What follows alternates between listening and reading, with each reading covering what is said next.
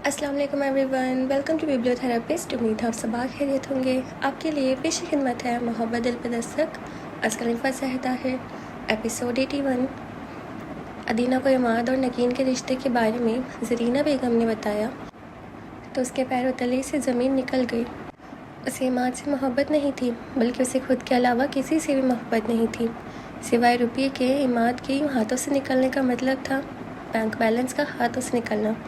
क्या बकवास है ये कैसे हो सकता है? पहले तो वो बेयकीनी से उन्हें देखती रही, फिर बिगड़ी। अभी भाभी के पास से उठ कर आ रही हूँ, मेरा तो कलेजा हिल के रह गया। वो हाथ मसलने लगी। उन्होंने ऐसे ही मुंह भर के कह दिया होगा, इमाद में क्या कमी है जो दाग लगी लड़की के लिए मरता फिरे? अदीना ने तनफ्फुर से कहा। ऐसे में वो ये बात भूल गई थी कि वो खुद भी एक तलाक याफ्ता और ज़माने की नज़रों में एक दाग लगी लड़की थी। शर्म नहीं आती उन्हें? दामाद की कब्र की मिट्टी भी सूखी नहीं और उन्होंने अपनी बेटी के लिए बर ताड़ना शुरू कर दिया है। उसका कोई वहम था जो उसे बकवास करने पर मजबूर कर रहा था। अपने अंदर की आवाज़ों को दबाने के लिए वो मुसलसल बोल रही थी, बात तो कम से कम तमीज़ से कर लिया करो, बड़े हैं तुमसे, बल्कि रिश्ता ध्यान में रख के बोला करो। ज़रीना बेगम को उसका अंदाज़ नागवार गुजरा। वो उनसे उलझने लगी। आप जैसे लोग ही होते हैं, हर लाइन में सबसे आखिर में खड़े होने वाले, जिनकी बारी आते आते हर नेमत ख़त्म हो जाती है, लोगों को अपनी बारी पेश कर देने वाले। बेवकूफ़ की हद होती है, मगर मैं उन लोगों में से नहीं हूँ। अपना हक, अपनी पसंद मैं छीन लेना जानती हूँ। जो चीज़ मेरी ना हो उसे मैं दूसरों के लिए भी नहीं छोड़ती। और नफूद भरे अंदाज में कहती, उनको सिरसार करने पर मजबूर कर गई।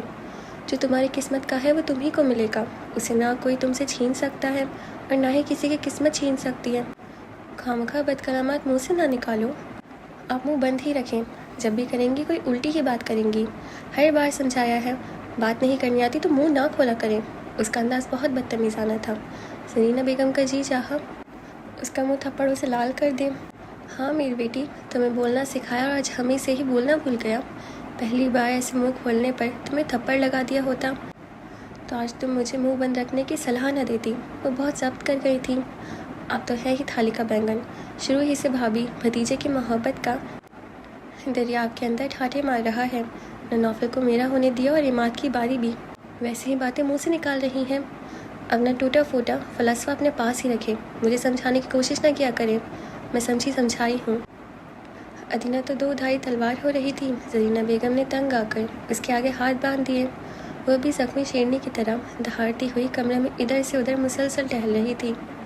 ये तुम्हारा मामला नहीं है निकी, तुम इस बात में ना आओ तो बेहतर होगा। नौफल खतरनाक हद तक संजीदा था। बहुत खूब, इस्तेज़ाई अंदाज में बोली। अब क्या हो गया है? मेरा सबा से कोई रिश्ता नहीं रहा क्या? आपसे ताल्लुक़ ख़त्म हो गया है? खामखा उल्टी सीधी बातें करके मेरा दिमाग ख़राब मत करो। अभी भी उसे नरमी से बात कर रहा था। शायद उसकी जहनी कैफियत वहाँ से खातिर थी।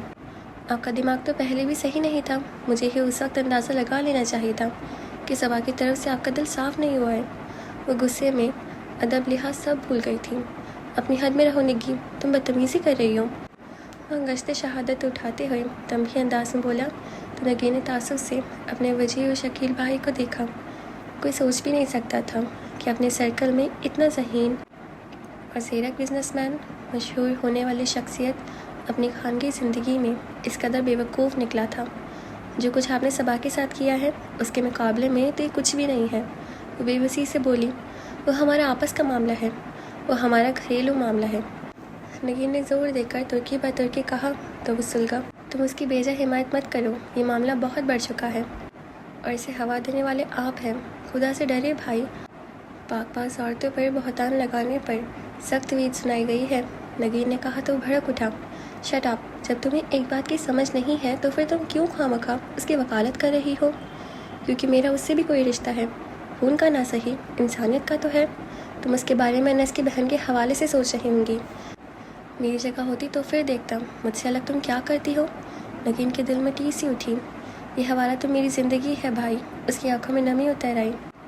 मैं आपकी जगह होती तो उसकी मासूमियत देखती, उसके किरदार की पुख्तगी देखती, उसकी रोशन पेशानी और बेरिया आँखें देखती। इतनी सारी गवाहियाँ न काफ़ी थी क्या? किताबी बातें मत करो। उसकी आंखों में सुर्खी उतर आई। ये सब तो वो भी झुटला नहीं सकता था। आंखों देखी और कानों सुनी। शैतान ने उसके गिर्द बहुत मजबूत जाल बिछा रखा था। कोई और लड़की होती तो अब तक मेरा घर बर्बाद कर चुकी होती। अव्वल रोज़ ही अपने घर वालों को सारी बात बताकर मुझे भी तलाक दिलवा देती, मगर उसने ऐसा नहीं किया, सब कुछ अपनी जान पे सहती रही। छोड़ दो नगीन, वो गुस्से से बोला था। हाँ, छोड़ना इतना ही आसान है ना, मगर सिर्फ आपके लिए। कभी ही नहीं सोचा कि वो इतनी ज़िल्लत के बाद आपको छोड़ के क्यों नहीं गई थी। नगीन ने भी अपनी आवाज़ बुलंद की थी। उसकी आंखों में आंसू आ गए। सिर्फ मैं ही उसकी वजह नहीं थी, सिर्फ अपने भाई के घर की खुशियाँ ही उसके पेश नज़र नहीं थी। वो आपको भी चाहती थी, दिल की गहराइयों से, क्योंकि वो आपके दिलो ज़हन में पनपते गुस्से से बेखबर थी। उसने तो अपनी तरफ से मुझ पर आँच भी नहीं आने दी भाई, मगर उसके दिल पे कितना कड़ा पड़ेगा ये तो वो भी नहीं जानती थी। आपका किया मेरे आगे आया है भाई। आपने जो दुख उसे दिए वो मेरी सारी ज़िंदगी का आंसू का दरिया बन गई है। आपने उसे तकलीफ़ दी तो मेरी भी तकलीफ़ बन गई है। कहीं का इंसान नहीं है। वो दंग सा नगीन को देखने लगा कि वो क्या कह रही थी। उसके जहन के स्क्रीन पर आंसुओं से भरी दो आंखें चकमकाने लगी। उसकी मजलूमियत के कई रूप, उसका रोना बिलखना, उसकी खुद सुपुर्दगी, उसकी मजलूमियत फरेब है, सब फरेब। अदीना की आवाज़ उसे अपनी समातों की गहराइयों में उतरती महसूस हुई तो उसे सर झटका। बहुत गलत कर रहे हैं आप। न सिर्फ अपना घर बर्बाद कर रहे हैं, बल्कि अपनी औलाद के लिए भी खुद गड्ढा खोद रहे हैं। न चाहते हुए भी उससे नफरत कर रहे हैं, जो सिर्फ मोहब्बत के काबिल है, दिल में रखने के काबिल है। नगीन की आवाज़ भरा रही थी, शिद्दत ज़ब्त से चेहरा सुर्ख हो रहा था। तुम्हारे साथ जो हुआ वो मशीयत तेज़ दी है नगीन, उसे मेरी ज़िंदगी से जोड़ने की कोशिश मत करो। वो ज़ब्त से बोला। वाह, कांटे बो कर गुलाबों की तमन्ना कर रहे हैं आप, वो तंज से बोली। ये सब उसके किए की सज़ा है, भुगतान तो उसे भुगतना होगा। वो सुर्ख आंखों से बोल रहा था, उसके लबों लहज़े में फुंकार थी। नगीन गुस्से से बोली, और जो आप कर रहे हैं उसका भुगतान कौन भुगतेगा? पहले तो मैंने भुगता है, अब जाने किसके सामने आएगा। जिसका किया धरा है उसी के सामने आएगा, तुम इस मामले में ना आओ। वो भी गुस्से से कमरे ही से निकल गया तो नगीन को और रोना आने लगा। काश मैं तुम्हारे लिए कुछ कर पाऊँ सबा, तो अपनी जान वार के भी कर गुजरूँ। उसने बेबसी से सोचा। अदीना का फ़ोन आया तो इमाद को एक रूटीन वर्क ही लगा। उसके फरिश्तों को भी खबर न थी कि दो तरफ क्या आग भड़क रही है। इमाद, तुम नगीन से शादी कर रहे हो? उसने हाय हेलो का कोई भी जवाब दिए बगैर सीधे सुबह पूछा तो उसके होठों पर ज़ोर से मुस्कुराहट फैल गई। अपनी रॉकिंग चेयर से पुश टिकाता वो पूछने लगा, तुम्हें कैसे पता चला? तुम क्यों और कैसे के चक्कर में मत पड़ो, सिर्फ ये बताओ क्या ये सच है? वो मुतविश थी, उसके लबो लहजे पर गौर किए बगैर आँखें मूंद कर वो चिल्लाते हुए बोला, तुम्हें क्या लगता है? मैं ये सब नहीं मान सकती इमाद, तुम नगीन से कैसे शादी कर सकते हो? वो गुस्से में आ गई थी तो वो करंट खाकर रुक गया। क्या मतलब? I love you Imad, I really love you. एक धमाका था जो इमाद के समातों के आसपास हुआ था, और यहाँ ये सब कह रहे हैं कि तुम्हारा प्रपोज़ल नगीन के लिए आया है। तुम कह दो कि ये सब झूठ है, उन सबको गलत फहमी हो रही है। वो बहुत जज्बाती हो रही थी। आई एम सॉरी अदीना, क्या मतलब? वो सीधा होते हुए गड़बड़ा कर बोला। बहुत पुरअतमाद और साफ को शख्सियत का मालिक था वो, मगर अदीना के इस कदर खुले डुले अताफ़ मोहब्बत ने इमाद को भी मुतहय्यर कर दिया था। ये सच था कि कभी उसने अदीना से शादी कर लेने के मुतालिक सोचा था, मगर इस इरादे को उसने अपने आप तक ही महदूद रखा था। अदीना से उससे मुतालिक कुछ नहीं कहा था। फिर वो कैसे इस राह पर तन्हा निकल गई थी, और वो भी इतनी आगे। सूरत हाल ने इमाद को चकरा कर रख दिया था। तुम्हें मालूम है इमाद, और तुम भी तो मुझसे, वो बेहद जज्बाती होते हुए कह रही थी। तुमने आंटी को साफ तौर पर कह के भेजा होता, वो शायद गलती से नगीन के लिए प्रपोज़ल दे गई हैं। उन्होंने भी नगीन के लिए प्रपोज़ल नहीं दिया, वो तो उनकी तरफ गई ही नहीं। इमाद ने मुहतात होकर बात करने का आगाज़ किया था। अच्छा, वो हल्की फुल्की हो गई। मुझे पहले ही पता था मानी जान को गलती हुई है, मगर ये बात सिर्फ घर ही में है। शायद बड़ी मामी ने आंटी से तस्करा किया हो। मेरी मामा ने प्रपोज़ल नहीं दिया। इमाद ने कदर तवक्कुफ़ किया। अच्छा, उलझी, मगर नगीन के लिए प्रपोज़ल मैंने दिया है। इस बार धमाका अदीना की समातों में हुआ था। Hello hello. अदीना ने फ़ोन कैडल पर डाल दिया। जब उसे कोई आवाज़ नहीं आई तो उसने रिसीवर कैडल पर डाल दिया। अब अदीना का तर्ज अमल सोच सोच कर वो परेशान हो रहा था। जो भी हुआ अच्छा नहीं हुआ था। पलवेशी मकामी ज़ुबान में कुछ गुनगुना रही थी, साथ ही साथ टेस्टिंग भी की जा रही थी। मुतालिया करती ज़ाले बार बार डिस्टर्ब हुई। ऐसी कौन सी खुशी मिल गई है इसे? उसे चिढ़ हो रही थी। तुम खामोशी से अपना काम नहीं कर सकती? बिलाखिर उसने नागवारी से उसे टोक ही दिया। पलवेशी हैरत से उसे देखने लगी। میں آپ سے تو کچھ نہیں کہہ رہی، مجھ سے کچھ کہہ کے تو دیکھو۔ وہ تل ملائی، پلویشی کی خوبصورت آنکھوں میں تحیر چمکا۔ آپ لڑنا چاہ رہی ہیں؟ شٹ اپ، اور یہ ماسیوں والے کام کہیں اور جا کے کرو، ہر طرف دھول اڑا رکھی ہے۔ وہ حقارت سے بولی، اپنے گھر میں سبھی ایسے ہی کام کرتے ہیں۔ وہ سادگی سے بولی، اپنا گھر؟ زالے نے تمسکر اڑانے والے انداز میں کہا، یہ میرا گھر ہے، سمجھی؟ زالے کو دیکھ کر وہ فیکے انداز میں مسکرا دی۔ میں تو کسی بھی شے پر اپنا دعویٰ نہیں کر سکتی۔ کر سکتی ہو، شمائل خان ہے نا تمہارا بہت اپنا؟ زالے نے دھلکی سے کہا تو خود اس کا دل مٹھی میں آ گیا۔ بہت غلط سوچتی ہیں آپ، جیسا آپ سمجھ رہی ہیں ویسا میرے اور خان کے درمیان کچھ نہیں ہے۔ پلویش نے قدر جھجک کر کہا، شٹ اپ۔ زالے کی رنگت سرخ پڑ گئی۔ اس نے غصے سے کہا، نکاح میں آج تک کوئی کسی کو بھی بہن بنا کے نہیں لایا، مجھے بیوقوف بنانے کی کوشش مت کرو۔ مجھے نہیں معلوم خان نے آپ کو اصلیت کیوں نہیں بتائی، شاید آپ کی ایسی بے اعتباری کی وجہ سے، مگر نہ انہیں اپنی زندگی خراب کرنے کا شوق نہیں۔ وہ چاہتے تو مجھے تعمر حویلی میں رکھتے، آپ کو ان کی شادی کا علم تو تھا ہی، مگر کوئی تو وجہ تھی جنہوں نے مجھے یہاں بلایا۔ آپ ان پر اعتماد کرتی تو وہ ضرور آپ سے ڈسکس کرتے۔ وہ سنجیدگی سے کہتی زالے کو زہر لگی، میرا دماغ مت کھاؤ، جب میں چلی جاؤں گی تو رہنا اپنے خان کے ساتھ اس اپنے گھر میں۔ زالے نے دھلکی سے کہا تھا۔ وہ خاموشی سے باہر نکل آئی۔ سردیوں کی دھوپ ہر شے پر پھیلی ہوئی تھی۔ تیز دھوپ ویسے تو برداشت نہ ہوتی، مگر ساتھ آنے والی ٹھنڈی ہوا دھوپ کی چبھن کو مٹا دیتی تھی۔ وہ شال اچھی طرح اوڑھ کر لان میں نکل آئی۔ اپنا گھر، وہ بے دلی سے مسکرائی، لڑکی کا تو شاید اپنا گھر ہوتا ہی نہیں، اور میری زندگی؟ اس کی آنکھیں دھندلانے لگیں۔ ایسی زندگی تو شاید ایک سراب کے پیچھے بھاگتے بھاگتے ہی گزر جائے۔ اس کا دل خدشات میں مل گیا تھا۔ بنا چاہے روئے، ڈھیر سارا روئے۔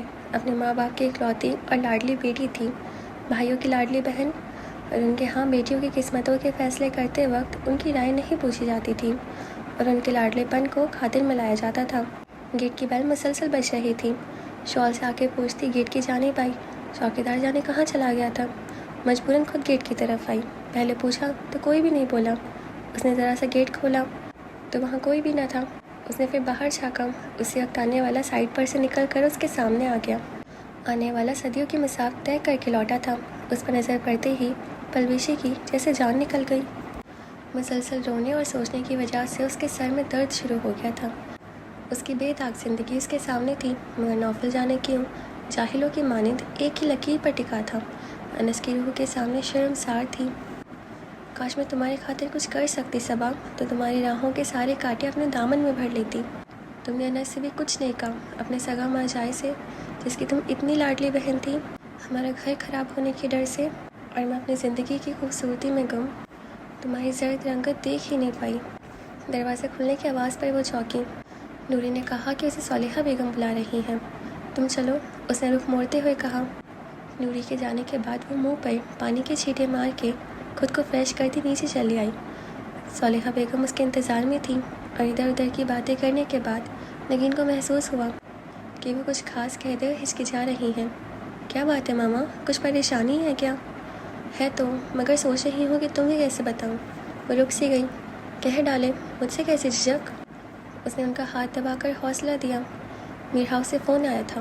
وہ پھر رکی تو نگین کا دل رکنے لگا۔ کوئی قیامت؟ پھر کیا کہا ان لوگوں نے؟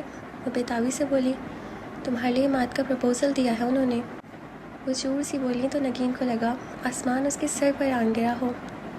کب سے ہارن بجا رہا تھا، بہری ہو گئی ہو، سنائی نہیں دے رہا تھا؟ تنگ آ گیا تھا میں، اور ابھی منہ اٹھائے کیوں کھڑی ہو؟ چوکیدار کہاں مر گیا؟ سگریٹ نسوار لینے گیا ہوگا، راستہ چھوڑ بھی دو۔ یہ شمال خان تھا، جو گاڑی میں سے نکل کر سامنے آتے ہوئے مسلسل بول کر شاید اس کے آنے کی کیفیت کو کم کرنے کی کوشش کر رہا تھا، اس کی توجہ ہٹانا چاہ رہا تھا تاکہ وہ اس اچانک جھٹکے کی کیفیت سے نکل آئے، مگر وہ چند لمحوں کے لیے ہی ششدر رہی تھی۔ اب اس کی آنکھوں میں آنسو تو تھے، مگر غم و غصے کی وجہ سے اس کے ہر نقش سے جھلک رہی تھی۔ وہ شمال خان کو کسی بھی سوال کا جواب دیے بغیر آنے والے کے کھلتے لبوں کو نظر انداز کرتی تیزی سے پلٹ گئی۔ شمال خان گہری سانس بھرتا مڑا۔ آنے والے کے ساتھ 4.5 سالہ خوبصورت کینیڈین نکوش والا بچہ بھی تھا۔ آئیں فرقان لالا، گو کہ آپ کا مستقبل زیادہ حوصلہ افزا نہیں، لیکن مجھے علم ہے کہ آپ یہ سب سوچ کر ہی آئے ہوں گے۔ شمال نے سنجیدگی سے کہا۔ یہ فرقان خان آفریدی تھا، شمال سے بڑا اور فرمان لالا سے چھوٹا بھائی۔ پلویشے سے بچپن کی نسبت طے ہونے کے باوجود اس نے باہر کے ملک میں ہی شادی کر لی تھی۔ اب 4.5 سالہ بیٹے کو لیے پھر سے اسی سرزمین پر لوٹ آیا تھا کہ دیار غیر میں حسن تھا، خوبصورتی تھی اور پیسہ تھا، مگر وفا نہیں تھی۔ اس کی کینیڈین بیوی اسے چھوڑ کر اپنے بوائے فرینڈ کے ساتھ چلی گئی تھی۔ وہ ایک دقیانوسی خان کے ساتھ رہنا پسند نہیں کرتی تھی اور اب وہ فقط شمال خان کے بھروسے لوٹا تھا۔ شاید قسمت اس کے لیے کچھ اور آزمائش بھی چھوڑے ہوئے ہو، یا پھر خوشیاں۔ وہ افسردگی سے مسکراتا بچے کو دوسرے شانے پر منتقل کرتے ہوئے گیٹ سے اندر داخل ہوا۔ شمال خان گیٹ کھول کر گاڑی اندر لانے لگا۔ وہ خالی الذہنی کیفیت میں ان کو دیکھے گئی۔ مجھے پتا ہے تمہیں یہ بات بہت ناگوار گزرے گی، مگر ذرا ٹھنڈے دل سے سوچنا، ایک ماں کا دکھی دل بھی دیکھنا، اور شریعت بھی۔ میں صرف تمہیں شاد و آباد دیکھنا چاہتی ہوں، اور اس سے بڑی بات یہ ہے کہ انس کی والدہ نے خود بڑے دل سے یہ بات کی ہے۔ وہ کہی جا رہی تھی، نگین کا دل پگھلنے لگا۔ اوہ انس میر، جیسے ایک دیوار کے گرتے ہی لوگوں نے اپنا راستہ بنانے کی فکر کی تھی۔ اس کے آنسو بہنے لگے۔ یہ شاید دل پگھل رہا تھا، پھر غم و غصہ، شاید اشتعال۔ ان لوگوں نے ایسی بات سوچی بھی کیسے؟ شرم نہیں آئی انہیں اپنی بیٹی کی بیوہ کے لیے خود رشتہ بھجواتے ہوئے؟ وہ اٹھ کھڑی ہوئی تھی، ہمارے غصے کے اس کے بدن پر لرزہ طاری تھا اور آنسو بنا شوری کوشش کی جاری تھے۔ نگین، میں نے پہلے ہی کہا تھا کہ ٹھنڈے دماغ سے، انہوں نے کہنا چاہا، مگر وہ آواز بلند انہیں ٹوک گئی۔ امی پلیز، ان کی سوچ میں کھوٹ نہیں ہے بیٹا، وہ بھی رو دی تھی۔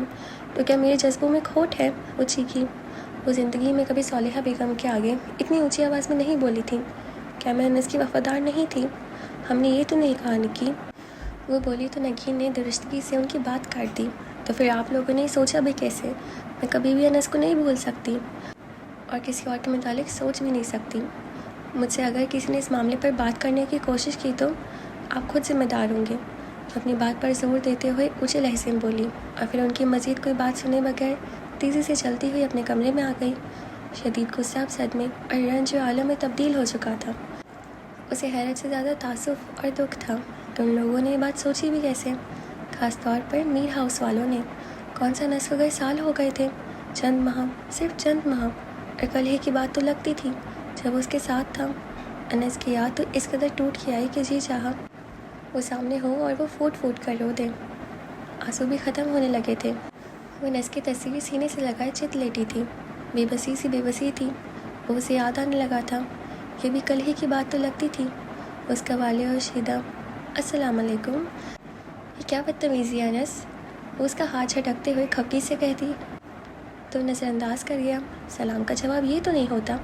وہ اسے زبردستی پریشان کرتا۔ اچھا وعلیکم السلام، اب باہر جا کے بیٹھے؟ آفس سے آ کے سیدھا کچن میں گھس آئے ہیں؟ یک طولی تو انداز میں چلاہٹ تھی۔ کچن میں کوئی بھی آ سکتا تھا اور اس کو اسی بات کا ڈر تھا۔ تو کون سا جرم ہو گیا ہے سیدھا کچن میں آنے سے؟ اگر تم پیاری بیویوں کی طرح میرا استقبال کرنے نہیں آ سکتی تو مجھے یہاں آنا پڑتا ہے۔ وہ یوں ہی اسے پریشان کرتا۔ ویسا ہی تھا، گھر آتے ہی نگین دکھائی نہ دیتی تو اس کی تلاش میں نکل پڑتا، یا پھر کمرے میں سے ہی اونچی آوازیں دینا شروع کر دیتا تھا۔ اچھا ٹھیک ہے نا، آپ چلے، میں آ رہی ہوں۔ اوہو، گھبرا کیوں رہی ہو؟ بیوی ہو میری، وہ شرارت سے بولا، ساتھ ہی اس کے بالوں کو چھیڑتا۔ وہ زچ ہو گئی تھی۔ کبھی آپ بھی میاں بن جایا کریں، ہمیشہ عاشق بننے کی پریکٹس کرتے رہتے ہیں۔ اس کا کہا بے ساختہ تھا۔ میری جان، لڑکیاں تو ترستی ہیں ایسے شوہروں کے لیے، وہ سرگوشی کرتا کہہ رہا تھا۔ میں بھی تو پریشان ہو رہی ہوں آپ کی آواز سننے کے لیے، آپ کے ہونے کے لیے۔ انس آ جاؤ، لوٹ آؤ، یہ زیست کا سفر بہت مشکل ہے، بہت مشکل، اور ہم سفر کوئی بھی نہیں۔ یہاں تو جو ساتھ ہے وہ بھی مجھے آپ سے الگ کرنا چاہ رہے ہیں، آپ کی یادیں تک چھین لینا چاہتے ہیں۔ لوٹ آؤ انس، بہت یاد آتے ہیں آپ مجھے۔ وہ ماہیہ بے آپ کی مانند تڑپ رہی تھی، مگر اس کی ذرا سی تکلیف پر بے چین ہو اٹھنے والے منو مٹی تلے پرسکون نیند سو رہا تھا، ہمیشہ کے لیے۔ CLI پہ آنے والا نمبر اجنبی تھا۔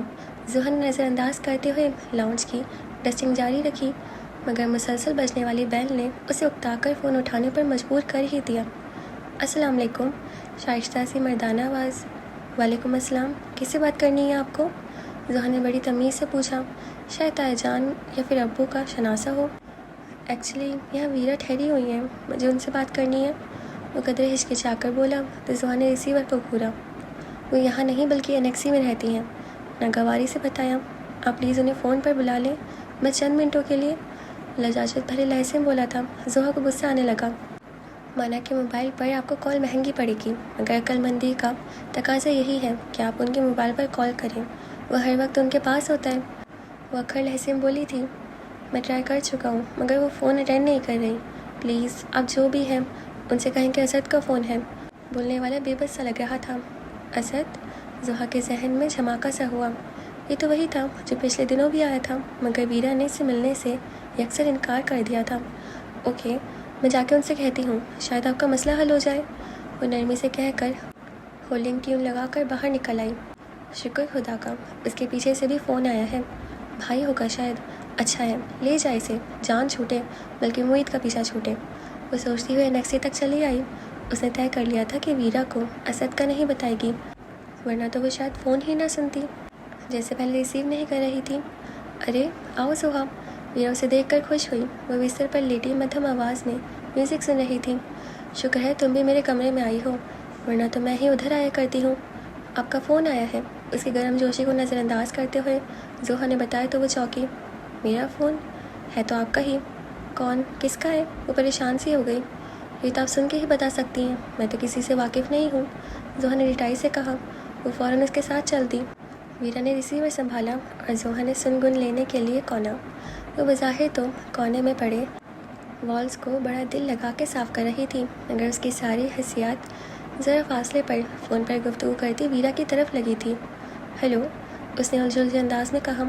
دوسری طرف سے بولنے والے کو وہ یقیناً پہلے ہی بات سے پہچان گئی تھی۔ بے ساختہ بولی، تمہیں یہاں کا نمبر کیسے ملا؟ معید سے، اس نے گہری سانس بھری تھی۔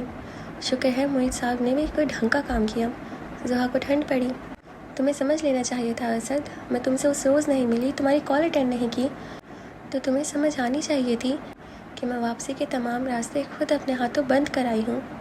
وہ نیچی آواز میں بولی تو انداز حد درجہ جذباتی تھا۔ ڈائلاگ بازی، محترمہ پرانا عاشق تو ساتھ لے کے چل رہی ہیں، زحا نے چل کر سوچا۔ اسد پلیز، اب ان باتوں میں کچھ نہیں رکھا ہے، اسی کسی بات پر ٹوکتے ہوئے بولی۔ وہ واپس نہیں لوٹنا چاہتی اسد؟ وہ زردہ تھی اور زحا اس کی بات سن کر پیچھو تاب کھا رہی تھی۔ بات کو سمجھنے کی کوشش میں نہیں کر رہی یا تم؟ میں اب کس منہ سے لوٹوں، کس کی طرف لوٹوں؟ جب سب میرے اپنے تھے تو میں نے کسی کو اپنا نہیں جانا، اب جب کہ میں نے خطا کھائی ہے تو پھر سے انہیں راستوں پر آنا بہت مشکل ہے اسد۔ مجھ ساتھ نہ ہوتا تو میں کب کی اس زندان میں مر گئی ہوتی۔ وہ صحیح معنوں میں سچا دوست ثابت ہوا ہے، اس نے مجھے تنہا نہیں ہونے دیا۔ اس کی آواز بھیگنے لگی تھی۔ زحا نے دانت کھچکھچائے۔ کتنا اپنائیت اور دھوس سے وہ اپنے پن کا اظہار کرتی تھی۔ میرے اللہ، یہ بندہ اسے کنونس کیوں نہیں کر لیتا؟ اس نے صدر کے دل سے دعا کی تھی۔ اسد پلیز، بہت ہو گیا، معید کی ہر بات سر آنکھوں پر۔ وہ ایک بار کہے میں جان بھی دے دوں، مگر واپس لوٹنا میرے اختیار میں نہیں، چاہے معید ہی کیوں نہ کہے۔ وہ قطعی انداز میں بات ختم کرتے ہوئے بولی، اور پھر شاید دوسری طرف کی بات سنے بغیر ریسیور کو کریڈل پر جما کر وہ گہری سانس بھرنے لگی۔ زحا نے دیکھا وہ رو رہی تھی۔ ایسے ہوتے ہیں بے وقوف، آگے کنواں پیچھے کھائی۔ وہ دل ملائی ہوئی اپنے انجام سے بے خبر اس کے سر پر جا کھڑی ہوئی۔ اب رو کیوں رہی ہیں؟ حملہ بے حد اچانک تھا، میرا بری طرح چونکی، تحیر سے اسے دیکھا۔ اس کی آنکھوں میں اترتی سرخی دیکھ کر زحا کو اور غصہ آیا۔ جب وہ کہہ رہے ہیں گھر واپس آ جائیں تو جاتی کیوں نہیں ہے؟ اس نے یہ بھی نہ سوچا کسی کی باتیں سننا کتنی بری حرکت ہے، اور اب تو اس نے ویرا پر واضح کر دیا تھا کہ وہ اس کی باتیں سن رہی تھی، تبھی تو اتنے نادر و نایاب مشورے دے رہی تھی۔ تمہیں کچھ علم نہیں زحا، وہ اپنے آپ کو سنبھالتے ہوئے رنجیدگی سے بولی۔ زحا تیز نظروں سے اسے گھورتی رہی، پھر تلخی سے بولی، میں بچی نہیں ہوں، میری نظروں کے سامنے کیا کھیل کھیلا جا رہا ہے میں اچھی طرح جانتی ہوں۔ مجھے پتا ہے کون سی کوشش آپ کو یہاں سے جانے نہیں دے رہی۔ وہ شاید ہذیان باقی آئی تھی، اپنے الفاظ کی سنگینی پر بھی غور نہیں کر رہی تھی۔ کیا مطلب ہے تمہارا؟ ویرا حیرت سے اسے دیکھنے لگی۔ کچھ عرصے سے وہ زحا کے رویے میں انجانا سا کھنچاؤ محسوس کر رہی تھی، مگر آج کی باتیں تو اسے اس کے رویے پر بھی بھاری تھی۔ دیکھیں، نہ تو آپ چھوٹی بچی ہیں اور نہ میں، کلیئر کٹ بات کروں تو یوں کہ معید میرے شوہر ہیں، صاف گو تو وہ پہلے ہی تھی، اب دو دھاری تلوار بھی بنی ہوئی تھی۔ میں جانتی ہوں زحا، وہ ابھی تک اس کے رویے پر متحیر تھی، تبھی نرمی سے کہا، مگر اتنی ہی گرمی زحا کے لب و لہجے میں تھی۔ جانتی تو ہے مگر سمجھتی نہیں۔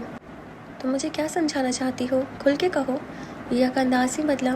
زحا کی بدتمیزی اب اسے محسوس ہونے لگی تھی۔ ہاں کھل کے، تو مسکر سے بولی، اتنے بھولے پن کی اداکاری مت کریں، دنیا دیکھ رکھی ہے آپ نے تو۔ شٹ اپ زوہا، وہ غصے میں آ گئی اور زوہا کو بھی اس پر غصہ آنے لگا، یعنی الٹا چور کوتوال کو ڈانٹے۔ معید حسن میرے شوہر ہیں، آپ ان کے خواب دیکھنا چھوڑ دیں، وہ بم پھوڑنے والے انداز میں بولی تھی۔ ویرا پہلے تو بے یقینی سے اسے دیکھتی رہی، پھر ایک دم سے ہنسی، تو پھر ہنستی ہی چلی گئی۔ خواب معید حسن کے، اور میں، وہ بولی اور پھر خوب ہنسی۔ زوہا کو اپنے بے وقوف سمجھے جانے پر غصہ آنے لگا۔ وہ کیا ہے زوہا؟ تمہارا شوہر یعنی کہ معید حسن اب اتنا بھی ہینڈسم نہیں کہ میں اس کے چکر میں آ جاؤں، اور رہی بات خواب دیکھنے کی، تو ان پر پابندی کیسی؟ یہ کوئی بھی چینل تھوڑی ہے کہ فلاں چینل نہیں دیکھنا، خواب میں تو ہم برشا اور اسامہ کو گلے لگتے بھی دیکھ سکتے ہیں۔ وہ اندر آتے معید حسن کو دیکھ کر قدر اونچی آواز میں بولی۔ زوہا کی اس طرف کمر تھی، ورنہ وہ بھی ہوشیار باش ہو جاتی۔ اس کے برعکس بگڑ کر بولی، مگر میں معید حسن کا آپ کے خواب میں آنا پسند نہیں کرتی، آپ یہاں سے چلی جائیں، یہ آپ کے حق میں بہتر ہوگا۔ معید ایک دم سے اس کے سامنے کھڑا ہو گیا، زوہا کے پاؤں زمین سے چپک گئے اور زبان تلو سے۔ وہ خوشمگی نگاہوں سے زوہا کو دیکھ رہا تھا۔ تم اس کی بہتری سوچنے والی کون ہوتی ہو؟ معید کا لہجہ اس کی نگاہوں کی طرح آگ اگل رہا تھا۔ اس قدر معتدل مزاج بندے کا یہ روح زوہا کے حواس گم کرنے لگا۔ میں تو وہ بہت کم غصے میں آیا کرتا تھا۔ ڈونٹ وری معید، ہم مذاق کر رہے تھے، ویرا نے فیکے لہجے میں کہنے کی کوشش کی، تو وہ ہاتھ بڑھا کر اسے روک گیا، مگر اس کی نگاہ زوہا میر کے چہرے پر ہی تھی۔ میں نے تم سے پہلے بھی کہا تھا کہ دماغ سے کام لینا شروع کر دو، پھر تم نے فضول گفتگو کی ہے اس کے ساتھ، پرتے پیش لہجے میں کہتا زوہا کو قوت گویائی بخش گیا۔ کتنے آرام سے وہ اس کے مقابل کھڑا ویرا کا کیس لڑ رہا تھا۔ یہ کون سا کوئی ترانہ ہے کہ ان کے ادب و احترام میں کمی کر دی ہے میں نے؟ وہ تو نہ کر بولی۔ شٹ اپ زوہا، وہ دل ملایا۔ ویرا نے اسے سمجھانا چاہا، زوہا غلط فہمی کا شکار ہے معید، خامخواہ بات مت بڑھاؤ، تم خاموش رہو ویرا، اس کی غلط فہمیوں کا گراف دن بدن بڑھتا ہی چلا جا رہا ہے۔ ویرا کے سامنے معید کے انداز پر زوہا نے اپنی سبکی محسوس کی۔ ان کے آپسی معاملے کا خیال کر کے ویرا وہاں سے خاموشی سے نکل گئی، جبکہ وہ دونوں بلا مقابل کھڑے تھے۔ کیا چاہتی ہو تم؟ معید نے دانتوں پر دانت جما کے پوچھا۔ زوہا کو خامخواہ ہی رونا آنے لگا۔ آپ کو پتہ ہے؟ ہاں پتہ ہے مجھے، اور میں تمہیں ایک سائن شدہ پیپر دے چکا ہوں، اس پر جو بھی چاہیے لکھ کے مجھے دے دو، میں وہی فیصلہ تمہارے نصیب کر دوں گا۔ غصے سے کہتا چلا گیا تو وہ ہاتھوں میں منہ چھپا کے روتی۔ کوئی اپائنٹمنٹ؟ عماد نے فون پر سیکریٹری سے پوچھا تو وہ بولی، نو سر، لیکن ایک خاتون کافی دیر سے آپ سے ملنے کے لیے بیٹھی ہے۔ میٹنگ ختم ہونے کا انتظار تھا۔ خاتون؟ اس نے پرسوچ انداز میں آنکھیں سکیڑی، پھر پوچھا، نام نہیں بتایا انہوں نے؟ نو سر، نام نہیں بتا رہی۔ سیکریٹری نے بتایا تو عماد نے گہری سانس بھری۔ اوکے، بھیج دو اندر، ابھی دیکھ لیتے ہیں۔ اس نے ریسیور رکھ دیا، میں دروازے پر نگاہ جما دی۔ چند ثانیوں بعد آنے والی ادینہ تھی۔ وہ بے اختیار سیدھا ہو بیٹھا۔ اس سے ہونے والی ٹیلی فون گفتگو ذہن میں تازہ ہو گئی تھی۔ اس بات کو ہفتہ بھر ہو چلا تھا، اور اتنے دنوں کی خاموشی کے بعد آج وہ خود چلی آئی تھی۔ وہ بالکل خاموش تھی، سلام میں پہلے بھی عماد نے کی تھی۔ وہ جواب دیے بغیر اس کے سامنے کرسی پر آ بیٹھی۔ اس کا رویہ عماد کو الرٹ کر گیا، مگر اس نے خوش اخلاقی کا دامن ہاتھ سے نہ چھوڑا تھا۔ کیا بات ہے بھائی، اتنی سنجیدہ کیوں ہو رہی ہو؟ عماد تو گویا اسے چھیڑ ہی بیٹھا تھا۔ وہ چٹک کر رہ گئی۔ میں تو ہمیشہ سے سنجیدہ تھی عماد، ہمارے تعلق کو مذاق تو تم نے بنایا ہے۔ وہ ششدر رہ گیا۔ تم نے ایسا کیوں کیا عماد؟ بتاؤ، کہاں کمی رہ گئی تھی میرے جذبوں میں؟ کیا میں نے دل سے نہیں چاہا؟ مجھ سے کچھ نہیں کہا تو صرف اس لیے کہ اپنے جذبوں کی تحقیر منظور نہ تھی؟ تم یوں ساتھ چھوڑ جاؤ گے، یہ تو میرے وہم گمان میں بھی نہ تھا۔ وہ آنکھوں میں آنسو بھر لائی۔ اتنا وسیع بزنس اور میز کے پیچھے بیٹھا یہ شخص ہاتھ سے جاتا تو بے وقوفی کی اس سے بڑی اور کوئی حد نہ ہوتی۔ عماد یک لخت ہوش میں آیا۔ اوکے جی، تو آج کے لیے بس اتنا ہی۔ آپ کو اب تک کیسا لگ رہا ہے وہ ضرور بتائیے گا۔ بیچاری زوہا کو ڈانٹ پڑ گئی، نگین کو بھی۔ خیر، نوفل کو ایسا نہیں کرنا چاہیے، اور یہ بھی سمجھ نہیں آ رہا سب کیسے ٹھیک ہوگا۔ ہم بالکل اینڈ پر آ چکے آلموسٹ، مطلب اونلی 50 پیجز بچے ہیں، پتہ نہیں کیسے ٹھیک ہوگا۔ چلے دیکھیں گے آگے کیا ہونے والا ہے، اور ادینہ کیا کرے گی، یہ چالاک ہے۔ خیر دیکھیں گے، اور آپ یہی ہمیں سنتے رہیے، اور ہم آپ سے کل ملیں گے۔ اپنا خیال رکھیے گا۔ خدا حافظ۔